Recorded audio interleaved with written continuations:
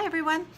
So today's video is going to be about the timeline regarding the purchase process.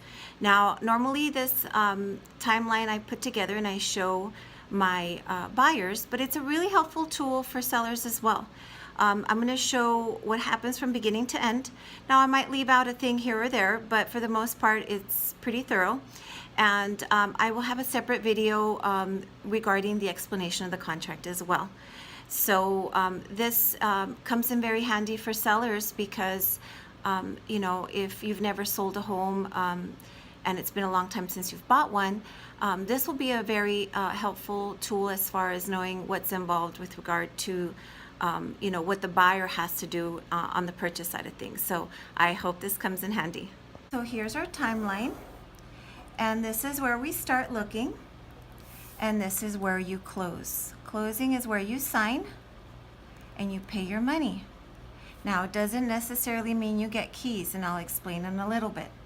So here where we go at the start is where we shop for a house. Okay. During this process we limit it. We come down and we come up with our top property. We make an offer. All right, when we make an offer, then we negotiate terms, okay? What are terms? Well, price, assistance with closing costs,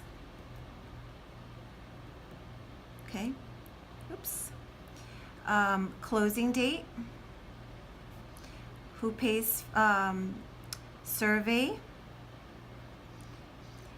also a termination option. In Texas, a buyer has something called a termination option. It's negotiable. Now under new construction that doesn't really apply, but let's assume that this is a resale and it does apply. Now we make an offer, we negotiate terms, and we come to an agreement. Okay, that's when we have a contract. An agreement is when we agree to everything, everybody initials, signs, and we date the contract. Okay. Now, this termination option that we discussed happens right here, okay? So typically we see anywhere between 7 and 15 days. It's completely negotiable. Now, the rule in Texas is you've got to pay, can't get something for nothing. So what we normally see is buyers pay anywhere between $50 and $100, and it's payable to the seller for this right for the buyer to cancel. Now, this is a credit at closing. Okay. Now this termination option is only for the buyer. The buyer has the unrestricted right to cancel during this time. How many days and how much you pay is completely negotiable between the seller and the buyer. How much is paid is also completely negotiable. Now, most buyers use this time to get an inspection done. Okay. Now, it's a third-party inspection. Is it mandatory? No. And an inspection can run you anywhere between $150 and $500, just depending on the size of the house and whether you have a septic tank, which is not very common here, or if you have a swimming pool. So it's also based on the inspector, and it's also based on the square footage of the home. This is not a credit, and the reason is because it's not mandatory. This is for the benefit of the buyer. Most buyers, and I highly recommend you get an inspection done, is so that you know what is going on with the property, and this is a time that we negotiate repairs. Okay. Now, if during this time you cannot come to an agreement and the buyer is not satisfied, the buyer has a right to cancel and they get to walk away. They do not get this money back, but at least they are not obligated to purchase the property. So let's assume that they are okay with that and they're willing to move forward. Then this is where we're at with regard to the contract. Now let me take a step back. Right after we have an agreed upon contract is usually when the buyer does a loan application. Okay. During the loan application, they sign the paperwork, the official documents, and they submit a bunch of official documentation, including W-2s, bank statements, and any other supporting documentation that the bank requires. Prior to this, a buyer is not approved. They are pre-qualified. Okay? Let's see. What does that mean? That means that the lender has pulled their credit and gotten some preliminary information, and based on that, they feel like they have a very good chance of qualifying, but they have not been fully approved. Approval happens after this point. So during the loan application, they get also a copy of the executed contract, and they start putting together a package for the lender. Okay? The processor will put together all this documentation and also get title work. We'll order the appraisal, usually after we get past negotiations of repairs. They'll get a survey, and they'll get any other support. They'll confirm tax information, make sure your social security number is right, also make sure your tax returns are accurate. This process takes time because they do have to go through the IRS and the Social Security office. When this is done, then the package goes to the underwriter. The underwriter is the one that gives the final approval. Sometimes the underwriter will kick it back and say, we need a few more items in order to approve it. Okay? So let's go back to this. Now, depending on the way we write the contract, sometimes the earnest money is deposited right here, or sometimes it's deposited right after our option period is over. I normally write it so that the earnest money is deposited after the option is over. But if the seller objects to that, it's completely negotiable. So let's assume it's here. Okay, earnest money is deposited here.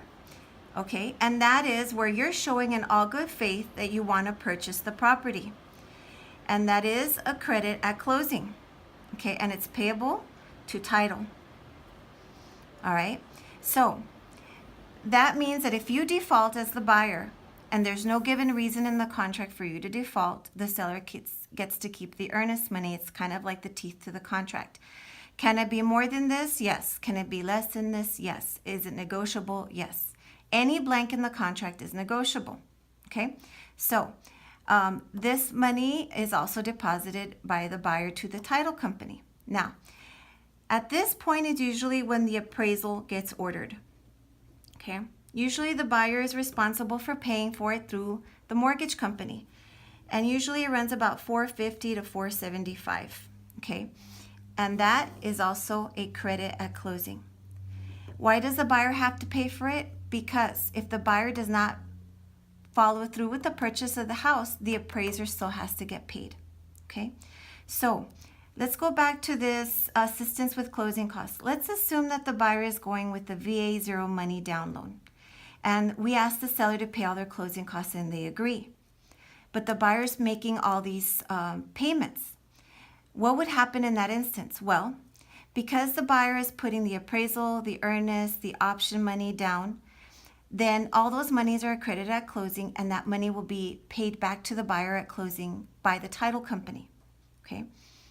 Now, during this time, the appraisal comes in, usually 10 to 15 business days later. As long as the appraisal value is okay, then we can proceed.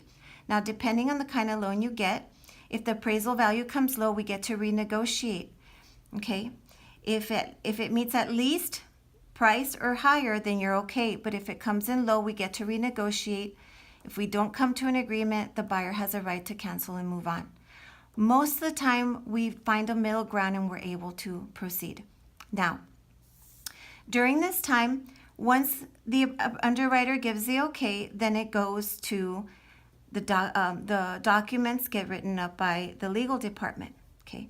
Normally at this time, we're at the 3-day mark, 3 days before closing. Okay. What does that mean? Federal law requires that the buyer get their final dollar amounts at least 3 days before closing, so that they are aware of any changes in their closing costs and there's no surprises. Usually this is the best indicator of when the actual closing is going to happen. The federal government gives the buyer 3 days to wait before we can do that. So at closing, the seller signs, the buyer signs. Now, why don't you get keys at closing? Because even though everybody signs, the mortgage still has to confirm that all the documents were signed properly. Once that happens, then they send the wire to title, and that could take a process of 1 to 2 days. So I usually say between 1 and 3 days, depending on whether you close on a Friday or late in the day, then you get keys afterwards. So if everybody closes on a Friday early, you have a good chance of getting keys in the afternoon. If people are out of town, original documents have to come back in from all parties early enough in the day in order to get keys that same day. But all of this varies upon timing and the situation of both buyers and sellers in the transaction. So this is a summary of the process regarding the purchase for a buyer. So I hope this helps.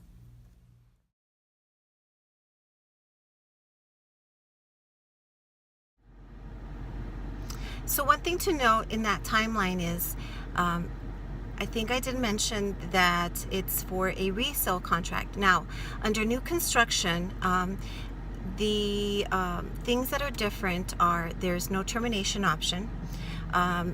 The builder will normally do all the repairs on the inspection.